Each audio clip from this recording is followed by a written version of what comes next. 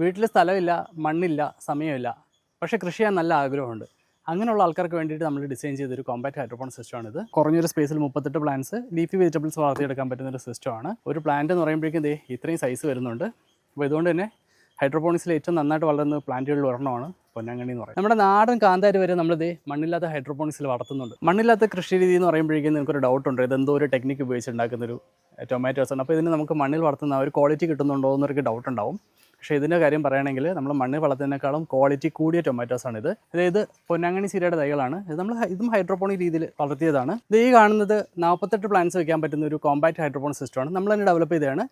Balcony പോലുള്ള കുറച്ച് സ്പേസുള്ള സ്ഥലങ്ങളിൽ വയ്ക്കാൻ പറ്റുന്ന, ഡിസസംബിൾ ചെയ്ത് അയച്ചു കൊടുക്കാൻ പറ്റുന്ന ഒരു കോമ്പാക്ട് ഹൈഡ്രോപോണിക് സിസ്റ്റമാണിത്. ഇതിനകത്ത് ഇപ്പോൾ വെച്ചിരിക്കുന്നത് പോക്ചോ എന്ന് പറഞ്ഞൊരു പ്ലാന്റ് ആണ്. ചൈനീസ് കാബേജിന്റെ വെറൈറ്റിപ്പെട്ട ഒരു ഇലക്കറിയാണ്. ഇത് ഓൾമോസ്റ്റ് ഹാർവസ്റ്റ് റെഡിയായി. നമ്മളൊരു 11 വർഷം മുന്നേ ഹൈഡ്രോപോണിക്സ് തുടങ്ങിയ സമയത്ത് അധികം അവരത് ചെയ്യുന്നില്ലായിരുന്നു. പക്ഷേ ഇന്ന് നമ്മുടെ ഈ ഒരു സെറ്റപ്പ്, ഇതൊരു 1000 സ്ക്വയർ ഫീറ്റ് സെറ്റപ്പിനകത്ത് 400 ടൊമാറ്റോയിൽ നിന്നിട്ട് ഒരു ബാച്ചിൽ നിന്ന് ഏകദേശം 1200 ഈ സൈസിലുള്ള ടൊമാറ്റോ നമുക്ക് ഉൽപ്പാദിപ്പിക്കാൻ പറ്റുന്നുണ്ട്.